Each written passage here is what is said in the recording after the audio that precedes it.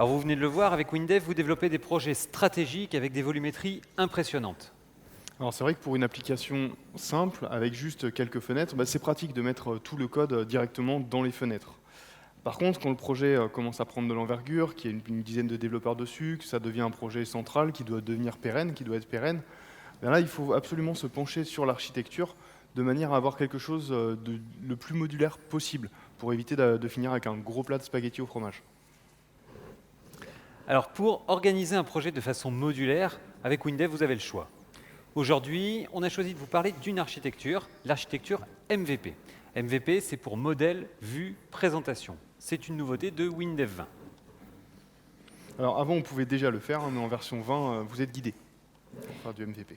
L'architecture MVP vous permet de découper votre application en 3 parties. Les modèles, les vues, les présentations. Alors il faut savoir que l'architecture MVP, c'est une architecture orientée objet, donc qui demande un petit investissement au départ. Voyons ensemble comment se décompose l'architecture MVP. Alors pour une fois, je vais faire un petit peu de théorie. Et ensuite, on vous montrera concrètement sur un projet les nouveautés de la version 20 qui vous aident à faire du MVP. MVP, on vous l'a dit, c'est l'acronyme de modèle, vue, présentation. Donc ça consiste à découper votre application en 3 parties distinctes. Première partie, le modèle de données. Le modèle, c'est le cœur métier de l'application. Alors le modèle, c'est des classes. Ces classes, elles contiennent le code métier de l'application et également les accès à la base de données. Ces classes, elles ne gèrent aucune IHM. Deuxième partie, la vue, ou plutôt les vues. C'est l'interface. Donc les vues, eh bien, ce sont tout simplement les fenêtres et aussi les états de votre application. C'est l'IHM. Troisième partie, la présentation. La présentation, c'est le chef d'orchestre de votre application. La présentation, elle est chargée de faire le lien entre les vues et le modèle. Alors quand la vue doit afficher des données, elle les demande à la présentation. La présentation, à son tour, elle les demande au modèle. Puis elle les met en forme et elle les donne à la vue. Vous le voyez, les 3 parties sont bien séparées. Alors ce schéma, vous le retrouverez bien sûr dans le support de cours avec une explication détaillée. Bon, alors maintenant que tout le monde maîtrise complètement la théorie, on va voir en pratique comment tout ça, ça se met en place avec WinDev 20. Et la première nouveauté de WinDev 20 dans le domaine du MVP, c'est le nouveau RAD MVP. Le RAD MVP, à partir de l'analyse de la structure des données, il vous génère automatiquement la structure MVP de votre application. Une base solide pour vos futures applications d'envergure. Alors concrètement, comment ça se passe? Je vous montre. On va générer ensemble une fenêtre en partant de cette analyse. C'est l'analyse d'une CRM. Alors cette fenêtre, ça sera une fiche client.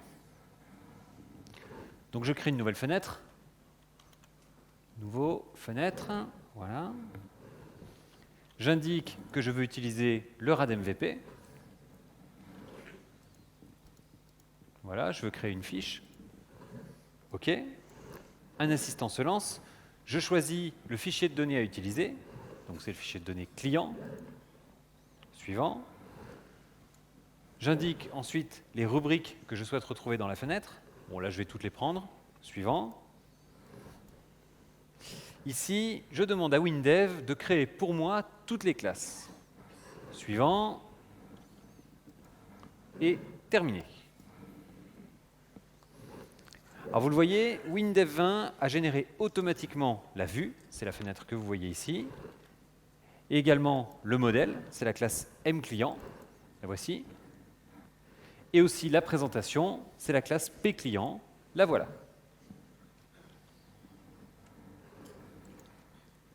Alors en fait, WinDev 20 a généré pour vous toute l'architecture MVP. Si vous voulez faire du MVP, vous n'avez plus qu'à compléter avec votre code métier.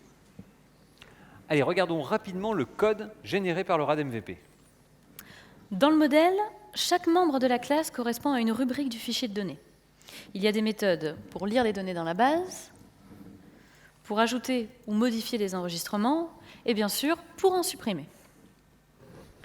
La présentation ensuite. La présentation, elle contient un membre modèle pour accéder aux données. Et autre nouveauté de la version 20 concernant le MVP, c'est le nouveau mot-clé associé que vous voyez ici.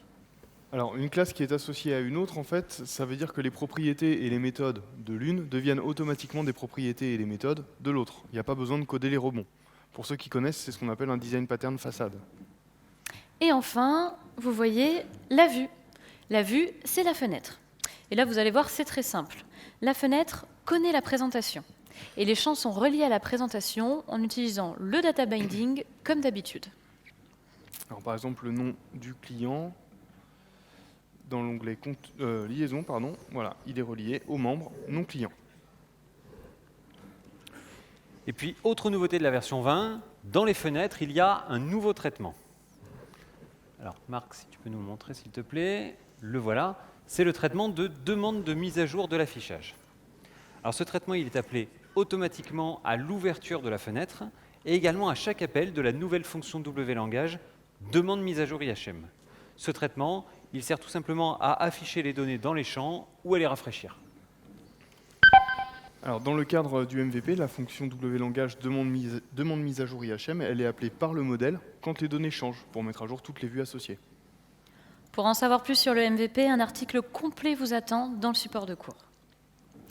Donc vous l'avez compris, l'architecture MVP est complètement modulaire.